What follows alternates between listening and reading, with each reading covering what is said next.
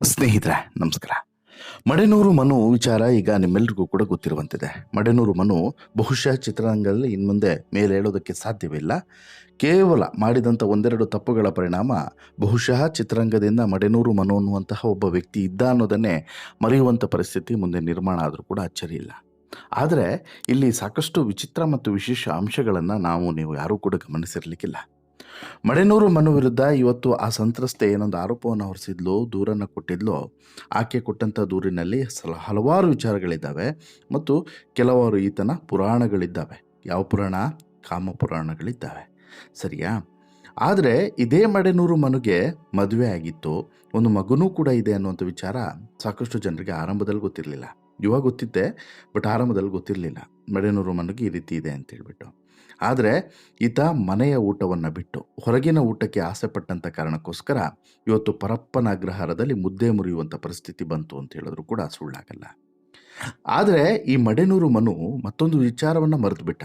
ಈ ಸಂತ್ರಸ್ತೆ ಹಿಂದೆ ಹೋಗುವಾಗ ಈತ ಈ ಕಟ್ಕೊಂಡಂತಹ ಹೆಂಡತಿಗೋಸ್ಕರ ಇಷ್ಟೆಲ್ಲ ಮಾಡಿದ್ದ ಅನ್ನೋದನ್ನು ಮರೆತುಬಿಟ್ಟ. ಬಹುಶಃ ಅದು ಆತನಿಗೆ ನೆನಪಿತ್ತು ಅಂತಾಗಿದ್ದರೆ ಮತ್ತೊಂದು ಮನೆಯ ಊಟಕ್ಕೆ ಆತ ಹೊಂಚನ್ನು ಹಾಕ್ತಿರ್ಲಿಲ್ಲ ಅನ್ನೋದು ಕೂಡ ಸತ್ಯ. ಕಾರಣ ಏನು ಅಂತ ಹೇಳಿದ್ರೆ, ಮಡೆನೂರು ಮನು ಪತ್ನಿ ಇದ್ದಾರಲ್ಲ ದಿವ್ಯಾ, ಆಕೆಯನ್ನು ಮದುವೆ ಆಗೋದಕ್ಕೆ ಮನು ಮಾಡಿದಂಥ ಸಾಹಸ ಆ ರೀತಿ ಇದೆ ರೀ. ಯಾವ ಸಿನಿಮಾಗೂ ಕೂಡ ಕಡಿಮೆ ಇಲ್ಲ ಇವರ ಲವ್ ಸ್ಟೋರಿ ಮತ್ತು ಇವರ ಮದುವೆಯ ಸ್ಟೋರಿ. ಹಾಗಾದರೆ ಅದು ಎಷ್ಟು ಇಂಟ್ರೆಸ್ಟಿಂಗ್. ಯಾಕೆ ಈ ದಿವ್ಯಾ ಅನ್ನುವಂತಹ ಹುಡುಗಿಯನ್ನು ಪ್ರೀತಿಸಿ ಮನು ಮದುವೆ ಆಗಿದ್ದ ಸ್ಟೋರಿ ಅಷ್ಟು ಕ್ಯೂರಿಯಾಸಿಟಿಯನ್ನು ಹುಟ್ಟಿಸೋದು.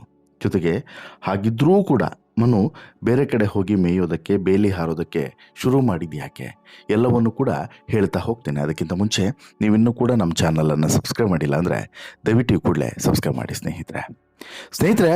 ನಮ್ಮ ಜನ ಸಾಕಷ್ಟು ಸಲ ಯಾಮಾರೋದು ಎಲ್ಲಿ ಅಂತೇಳಿ ಕೇಳಿದ್ರೆ, ಮನೆಯಲ್ಲಿ ಮುದ್ದಾದಂತಹ ದೇವತೆ ಅಂತ ಹೆಂಡತಿ ಇದ್ರೂ ಕೂಡ ಹೊರಗಡೆ ಯಾವುದೋ ಒಂದು ಅಕ್ರಮ ಸಂಬಂಧದ ಕೀಲಿಗೆ ಬಿದ್ದು ಬಿಡೋದು.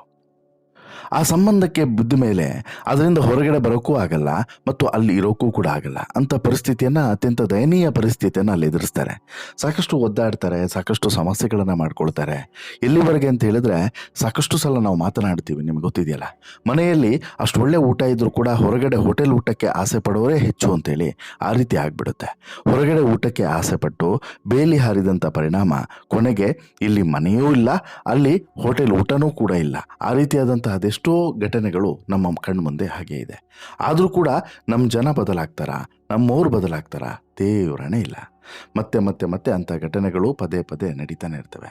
ಅದರಲ್ಲೂ ಕೂಡ ಈ ಸೆಲೆಬ್ರಿಟೀಸ್ಗಳಲ್ಲಿ, ಬಣ್ಣದ ಲೋಕದಲ್ಲಿ ಇರೋರಿಗೆ ಇಂಥದ್ದೊಂದು ವ್ಯಾಮೋಹ ಅತಿ ಹೆಚ್ಚು ಅಂತಲೇ ಹೇಳ್ಬೋದು. ಮನೆಯಲ್ಲಿ ದೇವತೆಯಂತಹ ಹೆಂಡತಿ ಇದ್ರೂ ಕೂಡ ಹೊರಗಡೆ ಬೇರೆಯದೊಂದು ಸಂಬಂಧ, ಅದು ಕೂಡ ಯಾವ ರೀತಿ ಸಂಬಂಧ?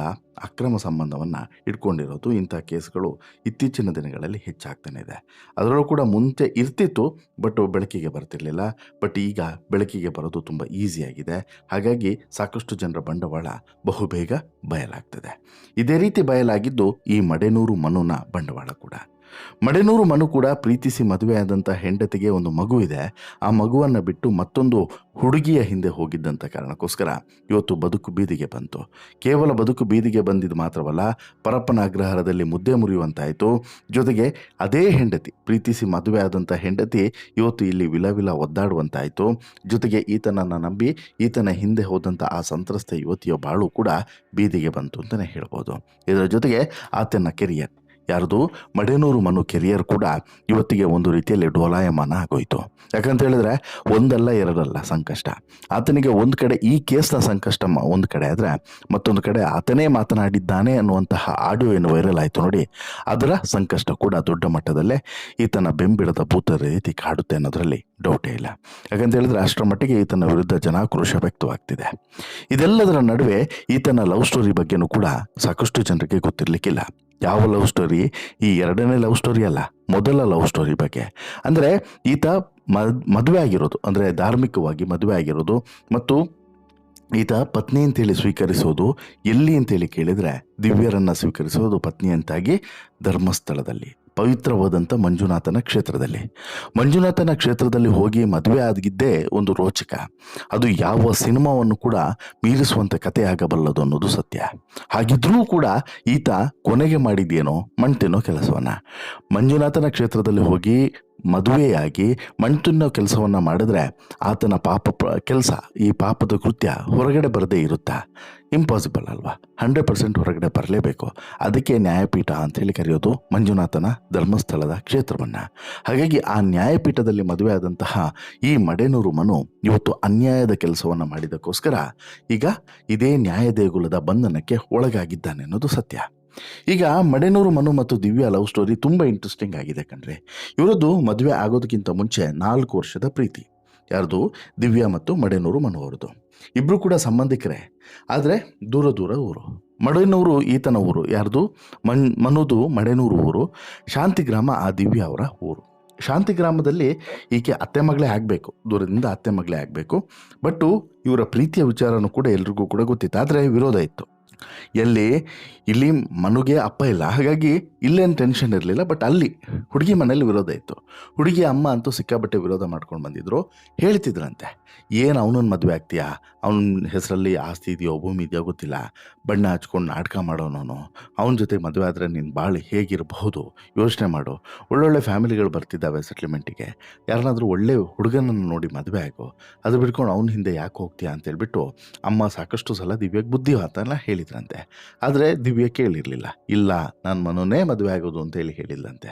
ಮನುನು ಕೂಡ ಎಲ್ಲದಕ್ಕೂ ಕೂಡ ಸಿದ್ಧತೆಯನ್ನು ಮಾಡ್ಕೊಂಡಿದ್ದ. ಯಾವಾಗ ಸೆಟ್ಲ್ಮೆಂಟ್ಗಳು ಬರೋದು ಹೆಚ್ಚಾಯಿತೋ ಇಮಿಡಿಯೇಟ್ಲಿ ಅಲರ್ಟ್ ಆದಂಥ ಮನು, ಇಲ್ಲ ಅವಳನ್ನು ಮದುವೆ ಆಗಲೇಬೇಕು ಅಂತ ಹೇಳ್ಬಿಟ್ಟು ತಕ್ಷಣಕ್ಕೆಲ್ಲ ಸಿದ್ಧತೆಯನ್ನು ಮಾಡಿಬಿಡ್ತಾನೆ. ಆಮೇಲೆ ಧರ್ಮಸ್ಥಳಕ್ಕೆ ಪಾದಯಾತ್ರೆನೂ ಕೂಡ ಹೋಗಿ ಬಂದಿದ್ದಂತೆ. ಆ ಕಾರಣಕ್ಕೋಸ್ಕರ ಧರ್ಮಸ್ಥಳದಲ್ಲೇ ಮದುವೆ ಆಗೋದು ಅನ್ನುವಂತಹ ನಿಶ್ಚಯವನ್ನು ಮಾಡಿದ್ದ. ಸೊ ದಟ್ ಅದಕ್ಕೆ ಬೇಕಾದಂಥ ಎಲ್ಲ ತಯಾರಿಯನ್ನು ಕೂಡ ಒಂದೇ ದಿನದಲ್ಲಿ ಮಾಡಿಕೊಂಡಿದ್ದ. ಒಂದೇ ದಿನದಲ್ಲಿ ಅಂದರೆ ನಾಳೆ ಧರ್ಮಸ್ಥಳಕ್ಕೆ ಆಕೆಯನ್ನು ಎತ್ಕೊಂಡು ಹೋಗ್ಬೇಕಷ್ಟೆ. ಇವತ್ತೆಲ್ಲ ತಯಾರಿಗಳು ಕೂಡ ಆಗುತ್ತೆ. ಯಾವ ರೀತಿ ತಯಾರಿ ಮಾಡಿದ್ದ? ಒಂದು ಪ್ಲಾನನ್ನು ಮಾಡ್ತಾನೆ. ಶಾಂತಿಗ್ರಾಮಕ್ಕೆ ಹೋದಂಥ ಈತ ಅಲ್ಲಿ ತನಗೊಂದು ಚಿಕ್ಕದ ಅಪಘಾತ ಆಗಿದೆ ಅಂತ ಹೇಳ್ಬಿಟ್ಟು ತೋರಿಸುವ ರೀತಿಯಲ್ಲಿ ಮಾಡಿ ಇಲ್ಲಿ ಮನೇಲೆಲ್ಲದೂ ಸೆಟಪ್ ಆಗಿದೆ. ನಾಳೆ ಮದುವೆ, ಚಪ್ರದಿಂದ ಹಿಡಿದು ವಾದ್ಯ ಗೀದ್ಯ ಇನ್ನೊಂದು ಮತ್ತೊಂದು ಎಲ್ಲದಕ್ಕೂ ಕೂಡ ಸಿದ್ಧತೆ ಆಗಿದೆ. ಧರ್ಮಸ್ಥಳಕ್ಕೆ ಹೋಗೋದಕ್ಕೆ ಮತ್ತು ಎಸ್ಕೇಪ್ ಆಗೋದಕ್ಕೆ ವೆಹಿಕಲ್ ವ್ಯವಸ್ಥೆನೂ ಕೂಡ ಆಗಿದೆ. ಎಲ್ಲದೂ ಕೂಡ ಆಗಿದೆ. ಮತ್ತೊಂದು ಕಡೆ ಊರಲ್ಲಿ ಒಂದಷ್ಟು ಜನರಿಗೆ ಹೇಳಿದ್ದ, ಅವ್ರ ಮಾವನಿಂದ ಹಿಡಿದು ಕೆಲವು ಸ್ನೇಹಿತರಿಗೆಲ್ಲ ಹೇಳಿದ್ದ. ಬಟ್ ಯಾವ ಹುಡುಗಿ ಅಂತ ಹೇಳ್ಬಿಟ್ಟು ಎಲ್ಲೂ ಕೂಡ ಬಹಿರಂಗಗೊಳಿಸಿರಲಿಲ್ಲ. ಗೊತ್ತಿತ್ತು ಇವನಿಗೆ ಎಲ್ಲೋ ಮತ್ತೆ ಎಡವಟ್ಟಾಗುತ್ತೆ ಅಂತ ಹೇಳ್ಬಿಟ್ಟು ಯಾವ ಹುಡುಗಿ ಏನು ಅಂತ ಹೇಳಿರಲಿಲ್ಲ. ಈತ ಏನು ಮಾಡ್ತಾನೆ, ಶಾಂತಿಗ್ರಾಮಕ್ಕೆ ಹೋದವನೇ ಸೀದಾ ಅವ್ರ ಮನೆಗೆ ಹೋಗ್ಬಿಡ್ತಾನೆ. ಯಾರು? ಈ ದಿವ್ಯಾ ಅವ್ರ ಅತ್ತೆ ಮನೆಗೆ ಹೋಗ್ಬಿಡ್ತಾನೆ. ದಿವ್ಯಾ ಅವ್ರ ಮನೆ, ಇವೊಂದು ಅತ್ತೆ ಮನೆ, ಅಲ್ಲಿಗೆ ಹೋಗ್ತಾನೆ. ಅಲ್ಲಿಗೆ ಹೋದವನೇ ಏನು ಮಾಡ್ತಾನೆ, ಇಲ್ಲೇ ಸ್ಟೇ ಆಗೋ ರೀತಿಯಲ್ಲಿ ಒಂದು ನಾಟಕ ಮಾಡ್ತಾನೆ. ಇಲ್ಲೇ ಬರುವಾಗ ಬಿದ್ದು ಬಿಟ್ಟೈತೆ ಅಂತ ಹೇಳ್ಬಿಟ್ಟು ನಾಟಕ ಮಾಡ್ಕೊಂಡು ಇಲ್ಲೇ ಇದ್ದು ಬೆಳಗ್ಗೆ ಹೋಗ್ತೀನಿ ಅಂತೇಳಿ ಅಲ್ಲೇ ಇರ್ತಾನೆ. ಬಟ್ ಇವನ ಪ್ಲಾನೇ ಬೇರೆ ಇತ್ತು. ಇವನ ಪ್ಲಾನು ಏನಿತ್ತು, ಬೆಳಗ್ಗೆ ಅತ್ತೆ ಮಗಳನ್ನ ಎತ್ತಾಕೊಂಡು ಹೋಗಬೇಕು, ದಿವ್ಯಗಳನ್ನು ಎತ್ತಾಕೊಂಡು ಹೋಗಬೇಕು ಅಂತೇಳಿ. ದಿವ್ಯಾಗೆ ಅದನ್ನು ಹೇಳಿದ್ದ, ನಾನೇನೋ ಮಾಡ್ತೀನಿ ಬಟ್ ನೀನು ರೆಡಿಯಾಗಿರಬೇಕು ಅಂತೇಳಿ. ರಾತ್ರಿನೂ ಕೂಡ ಹೇಳಿದ್ನಂತೆ, ನೀನು ಮತ್ತೆ ಬೆಳಗ್ಗೆ ನಾಟಕ ಗೀಟಕ ಆಡಬೇಡ, ಎಲ್ಲದೂ ರೆಡಿಯಾಗಿದೆ. ಆಮೇಲೆ ಮತ್ತೆ ನನ್ನಷ್ಟು ಕೆಟ್ಟವನು ಇನ್ನೊಬ್ಬ ಇಲ್ಲ, ಆ ರೀತಿ ಮಾಡಿಬಿಡ್ತೀನಿ, ಕರ್ನಾಟಕದಾದ್ಯಂತ ನೀನು ಸುದ್ದಿ ಆಗಿಬಿಡಬೇಕು, ಆ ರೀತಿ ಮಾಡಾಕ್ಬಿಡ್ತೀನಿ, ಮತ್ತು ಜೀವ ತೆಗಿಯೋಕ್ಕೂ ಕೂಡ ನಾನು ಹಿಂದೆ ಮುಂದೆ ನೋಡೋನಲ್ಲ ಅಂತಲೂ ಕೂಡ ಹೆದರ್ಸಿದ್ನಂತೆ. ಅಂದರೆ ನಾನು ಇಷ್ಟೆಲ್ಲ ಪ್ಲಾನ್ ಮಾಡಿದ್ದೀನಿ, ನೀನು ಮತ್ತೆ ಅದನ್ನು ಎಡವಟ್ಟು ಮಾಡಿಟ್ಬೇಡ ಅನ್ನೋದು ಇವನ ಮಾತಿನ ಅರ್ಥ. ಆಯಿತಾ? ಈತ ಬಂದಿದ್ದು ಯಾವುದರಲ್ಲಿ? ಬೈಕಲ್ಲಿ ಬಂದಿದ್ದಾನೆ ಅವ್ರ ಮನೆಗೆ. ರಾತ್ರಿ ಇವನಿಗೆ ಅಮೌಂಟ್ ಎಲ್ಲಾದರೂ ಕಡಿಮೆ ಆಗುತ್ತಾ ಅಂತೇಳಿ ಟೆನ್ಷನ್ ಶುರು ಆಗುತ್ತಂತೆ. ಹೆರಿಗೆ ಮಡೆನವ್ರ ಮನೆಗೆ ಅವಾಗ ನೋಡಿ ಮತ್ತೊಂದು ಐಡಿಯಾ ಮಾಡಿಬಿಡ್ತಾನೆ. ನೇರವಾಗಿ ಅತ್ತೆ ಬಳಿನೇ ಕೇಳ್ತಾನೆ, ಅತ್ತೆ ನಂಗೊಂದು ಸ್ವಲ್ಪ ದುಡ್ಡಿದ್ರೆ ಬೇಕು, ಒಂದು 25,000 ನನ್ನ ಫ್ರೆಂಡಿಗೆ ಕೊಡಬೇಕು ಅಂತೇಳಿ. ಅತ್ತೆ ಆರಂಭದಲ್ಲಿ ಎಂತಕ್ಕೆ ಏನು ಎಲ್ಲ ವಿಚಾರಿಸ್ತಾರೆ, ಇಲ್ಲ ಅಷ್ಟೆಲ್ಲ ಅಂತಾರೆ. ಆಮೇಲೆ ಮತ್ತೆ ಇಲ್ಲ ಹಿಂಗೆ ಕೊಡಲೇಬೇಕು, ಕೊಡಲಿಲ್ಲ ಅಂದರೆ ಅವ್ನು ನಾಳೆ ಬೆಳಿಗ್ಗೆ ಬಂದು ಫುಲ್ ಗಲಾಟೆ ಮಾಡ್ತೀನಿ ಮನೆ ಹತ್ರ ಎಲ್ಲ ಅಂತೇಳಿ ಹೇಳಿದ್ದಾನೆ. ಮರ್ಯಾದೆ ಹೋಗುತ್ತೆ, ಒಂದು 25,000 ಇದ್ರೆ ಕೊಡಿ ಅತ್ತೆ, ರಿಟರ್ನ್ ಕೊಡ್ತೀನಿ ಅಂತೇಳಿ ಹೇಳ್ತಾನೆ. ಆಮೇಲೆ ಅತ್ತೆ ಏನು ಮಾಡ್ತಾರೆ, ಇಲ್ಲಮ್ಮ ನನ್ನ ಹತ್ರ ಒಂದು ಮಾವು ಕೊಟ್ಟಿರೋದು ಒಂದು 21,000 ದುಡ್ಡಿದೆ, ದನನ ತೊಗೊಬೇಕು 2 ದಿನದಲ್ಲಿ, ನೀನು ಆಮೇಲೆ ವಾಪಸ್ ಕೊಡಬೇಕು ಅಂತ ಹೇಳ್ಬಿಟ್ಟು 21,000 ರೂಪಾಯಿನ ತೆಗೆದು ಇವನ ಕೈ ಇಡ್ತಾರೆ. ಇಲ್ಲ ಕೊಡ್ತೀನಿ ಅಂತ ಹೇಳ್ಬಿಟ್ಟು ಹೇಳಿ 21,000 ತೆಗೆದಿಟ್ಕೊಳ್ತಾನೆ. ಆಯಿತಾ? ಬೆಳಗ್ಗೆ ಆಯಿತು. ಬೆಳಗ್ಗೆಗೆ ಎಲ್ಲದೂ ಸಿದ್ಧತೆ ಆಗಿದೆ. ಇಲ್ಲಿ ಈಕೆಗೆ ಸೀರೆ, ರವಿಕೆ ಗಿವ್ಕೆ ಎಲ್ಲದೂ ಕೂಡ ಸಿದ್ಧತೆ ಆಗಿದೆ. ಎಲ್ಲ ರೆಡಿ ಮಾಡ್ಕೊಂಡು ಕೂತಿದ್ದಾನೆ. ರಾತ್ರಿ ಒಂದು ರೀತಿಯಲ್ಲಿ ನಿದ್ದೆನೂ ಬಂದಿಲ್ಲ ಇಬ್ರಿಗೂ ಕೂಡ. ಯಾರಿಗೆ? ದಿವ್ಯಗೂ ನಿದ್ರೆ ಬಂದಿಲ್ಲ, ಮನಗೂ ಕೂಡ ನಿದ್ರೆ ಬಂದಿಲ್ಲ. ಎಲ್ಲ ಪ್ಲಾನ್ ಎಲ್ಲ ಆಯಿತು. ಬೆಳಗ್ಗೆ ಇನ್ನೇನು ಮಾಡ್ತಾರೆ, 6 ಗಂಟೆ ಅಷ್ಟೊತ್ತಿಗೆ ಈ ಇವರ ಅಪ್ಪ, ಯಾರು ದಿವ್ಯಾ ಅವರ ಅಪ್ಪ, ತೆಂಗಿನಕಾಯನ್ನು ತೆಗೆದುಕೊಂಡು ಪೇಟೆಗೆ ಹೋಗ್ತಾರೆ ಮಾರಕ್ಕೆ. ಹಾಗಾಗಿ ಅವತ್ತು ತೆಂಗಿನಕಾಯಿ ತೊಗೊಂಡು ಹೋಗಬೇಕಾಗಿತ್ತು ಅವರು. 6 ಗಂಟೆ ಆದರೂ ಎದ್ದಿಲ್ಲ. ಏನು ಮಾಡ್ತಾನೆ, ಇವನಿಗೆ ನಿದ್ರೆ ಬರಬೇಕಲ್ಲ, ಯಾರಿಗೆ? ಮನುಗೆ. ಇವನೇನು ಮಾಡ್ತಾನೆ, ಏಳಿಸ್ತಾನೆ, ಮಾವನ್ನ ಏಳಿಸಿ ಕಳಿಸ್ತಾನೆ. ಯಾಕಂದರೆ ಅವರಿದ್ದರೆ ಸಮಸ್ಯೆ ಆಗುತ್ತಲ್ಲ, ಏಳಿಸಿ ಕಳಿಸ್ತಾನೆ. ಆಮೇಲೆ ಅತ್ತೆ ಟೀಗಿ ಮಾಡಿಕೊಡಲ್ಲ ಅಂತೇಳಿ ಕೇಳ್ತಾನೆ. ಆವಾಗ ಈ ಅತ್ತೆ ಏನು ಮಾಡ್ತಾರೆ, ಇವಳಿಗೆ ದಿವ್ಯಂಗೆ ಹೋಗಮ್ಮ ಹಾಲು ತೊಗೊಂಬಾ ಅಂತ ಹೇಳ್ಬಿಟ್ಟು ಡೈರಿಗೆ ಹೋಗು ಅಂತೇಳಿ ಕಳಿಸ್ತಾರೆ. ಆವಾಗ ಇವನು ಪಟ್ಟ ಅಲರ್ಟ್ ಆಗ್ತಾನೆ, ಬೇಡ ಬೇಡ ಬೇಡ ನೀವು ಹೋಗಿ ಹಾಲು ತನ್ನಿ, ಅವಳಿಲ್ಲಿ ಕೆಲಸ ಮಾಡಲಿ, ಕೆಲಸ ಮಾಡಲ್ಲ ಏನಿಲ್ಲ, ಕೆಲಸ ಮಾಡಲಿ ಸ್ವಲ್ಪ, ನೀವು ಹೋಗಿ ಗುಡಿಸಿ ಸಾರಿಸಿ ಎಲ್ಲ ಇಡ್ತಾಳೆ, ನೀವು ಹೋಗಿ ಬನ್ನಿ. ಇಲ್ಲ ಇಲ್ಲ ಅವಳು ಹೋಗ್ತಾಳೆ, ಅವಳು ಹೋಗ್ತಾಳೆ, ಇಲ್ಲ ಇಲ್ಲ ನೀವೇ ಹೋಗಿ ಅಂತ ಹೇಳ್ಬಿಟ್ಟು ಇವನು ಏನೋ ಸ್ವಲ್ಪ ನೈಸ್ ಮಾಡಿ ಅತ್ತೆನ ಕಳಿಸ್ತಾನೆ. ಇಲ್ಲಿಗೆ ಡೈರಿಗೆ ಹಾಲು ತರೋಕ್ಕೆ. ಡೈರಿಗೆ ಹಾಲು ತರೋಷ್ಟೊತ್ತಿಗೆ ಇಲ್ಲಿ ಈತನ ಪ್ಲಾನ್ ರೆಡಿಯಾಗಿತ್ತು, ಅಷ್ಟೊತ್ತಿಗೆ ಈತ ಎಸ್ಕೇಪ್ ಆಗಬೇಕು ಅಂತೇಳಿ. ಅಷ್ಟೊತ್ತಿಗೆ ಯಾವಾಗ ಅತ್ತೆ ಆ ಕಡೆ ಹೋಗ್ತಾರೋ ಈ ಕಡೆ ಇವಳನ್ನ ಏಳಿಸಿ ಬೈಕಲ್ಲಿ ಕೂರಿಸ್ತಾನೆ. ಬೈಕಲ್ಲಿ ಕೂರಿಸಿದ ತಕ್ಷಣ ತಂಗಿ ಹಾಗೆ ಸ್ವಲ್ಪ ಸೆಂಟಿಮೆಂಟಲ್ ಹೊಡೆಯುತ್ತೆ. ಅದಾದ ತಕ್ಷಣ ಈ ಟೈಮಲ್ಲಿ ಸೆಂಟಿಮೆಂಟಲ್ ಬೇಕಾ ತೆಪ್ಪ ಕೂತ್ಕೊ ಅಂತ ಹೇಳ್ಬಿಟ್ಟು ಕೂರಿಸ್ತಾನೆ ಬೈಕಲ್ಲಿ. ಅಲ್ಲಿಂದ ಎಸ್ಕೇಪ್. ಅವ್ರ ಅತ್ತೆ ಅಲ್ಲಿಂದ ನೋಡಿಬಿಡ್ತಾರೆ. ಅವ್ರಿಗೆ ಶಾಕು, ಏನು ಆಗ್ತಿದೆ ಅಂತೇಳಿ ಗೊತ್ತಾಗ್ತಿಲ್ಲ ಅವರಿಗೆ, ಏನು ಮಾಡಬೇಕು ಅಂತಲೂ ಕೂಡ ಗೊತ್ತಾಗ್ತಿಲ್ಲ. ಆದರೆ ಈ ಮಡೆನೂರು ಮಣ್ಣು ನಿಲ್ಲಿಸಲೇ ಇಲ್ಲ, ಸೀದಾ ಗಾಡಿ ತಂದಿದೆ. ಇವರು ಮಡೆನೂರು ಗೇಟ್ ಒಳಗಡೆ ಬಂದುಬಿಡ್ತಾನೆ. ಬಂದ ಮೇಲೆ ಇಲ್ಲೆಲ್ಲರೂ ಕೂಡ ರೆಡಿ ಆಗಿತ್ತಲ್ಲ, ಎಲ್ರಿಗೂ ಕೂಡ ಸರ್ಪ್ರೈಸ್, ಯಾರಪ್ಪ ಹುಡುಗಿ ಅಂತ ನೋಡಿ, ಈ ಹುಡುಗಿ ಅಗ್ಗೆ ಹೋಯ್ತಲ್ಲ ಅಂತ ಹೇಳ್ಬಿಟ್ಟು ಎಲ್ಲ ರೆಡಿ ಆಗುತ್ತೆ. ಅದಾದಮೇಲೆ ಮನೆ ಹತ್ರ ಎಲ್ಲದೂ ಕೂಡ ಮದುವೆಗೆ ಸಿದ್ಧತೆ ಆಗಿತ್ತು. ಸ್ಟಿಲ್ಲು ಇವತ್ತು ಮಾವಂಗೆ ಇವ್ರಿಗೆ ಒಂದಷ್ಟು ಜನ ಮೆಂಬರ್ಗಳನ್ನೆಲ್ಲ ಕರೆದು ಹೇಳ್ತಾನೆ, ಅವರು ಪೊಲೀಸ್ ಸ್ಟೇಷನ್ ಹೋಗೋದ್ರ ಒಳಗಡೆ ನೀವು ಹೋಗಿ ಒಂದು ಸಲ ಮಾತುಕತೆ ಮಾಡಿ, ಆಗೋದಾಗಿದೆ, ಒಳ್ಳೆ ರೀತಿಯಲ್ಲಿ ಮದುವೆ ಮಾಡಿಕೊಡಿ, ಇನ್ನೇನವರು ಮದುವೆ ಆಗೋರೆ ಎನ್ನುವಂತಹ ಮಾತನ್ನು ಹೇಳಿ ಅಂತಲೂ ಕೂಡ ಹೇಳ್ತಾರೆ. ಆಯಿತು, ಅವರು ಹೋಗ್ತಾರೆ, ಮಾತನಾಡುವಂಥ ಪ್ರಯತ್ನವನ್ನು ಮಾಡ್ತಾರೆ. ಬಟ್ ಬರೋದಿಲ್ಲ ಅವ್ರು ಯಾರು ಕೂಡ. ಇವರು ತಲೆ ಕೆಡಿಸ್ಕೊಳ್ಳಲ್ಲ, ಸೀದಾ ಧರ್ಮಸ್ಥಳಕ್ಕೆ ಹೋಗ್ತಾರೆ, ಮದುವೆ ಆಗ್ತಾರೆ. ಮದುವೆ ಆಗಿ ಬಂದಮೇಲೆ ಎಲ್ಲದೂ ಕೂಡ ಸರಿ ಹೋಗುತ್ತೆ ಅಂತೇಳಿ ಅಂದ್ಕೊಳ್ತಾರೆ. ಅದಾದಮೇಲೆ ಒಂದೊಂದೇ ಅಂತೇಳಿ ಎಲ್ಲ ಆ್ಯಸ್ ಇಟ್ ಈಸ್ ಏನೆಲ್ಲ ಫಂಕ್ಷನ್ಸ್ಗಳಾಗಬೇಕು ಧಾಮ್ ಧೂಮ್ ಅಂತೇಳಿ ಎಲ್ಲದೂ ಕೂಡ ಮುಗಿಯುತ್ತೆ. ಅದಾದಮೇಲೆ ಒಂದು ಮಗು ಆಗುತ್ತೆ. ಮಗು ಅಂತ ಹಂತದ ನಂತರ ಸ್ವಲ್ಪ ಫ್ಯಾಮಿಲಿ ಸರಿ ಹೋಗ್ತಾ ಬರುತ್ತೆ. ಕಂಪ್ಲೀಟಾಗಿ ಇನ್ನೂ ಕೂಡ ಸರಿ ಹೋಗಿಲ್ಲ. ಆದರೆ ನಾನಿಲ್ಲಿ ಹೇಳೋದೇನು ಅಂತ ಹೇಳಿದ್ರೆ, ನಾನು ಲವ್ ಸ್ಟೋರಿ ಹೇಳೋಕ್ಕೆ ಹೋಗಿಲ್ಲ.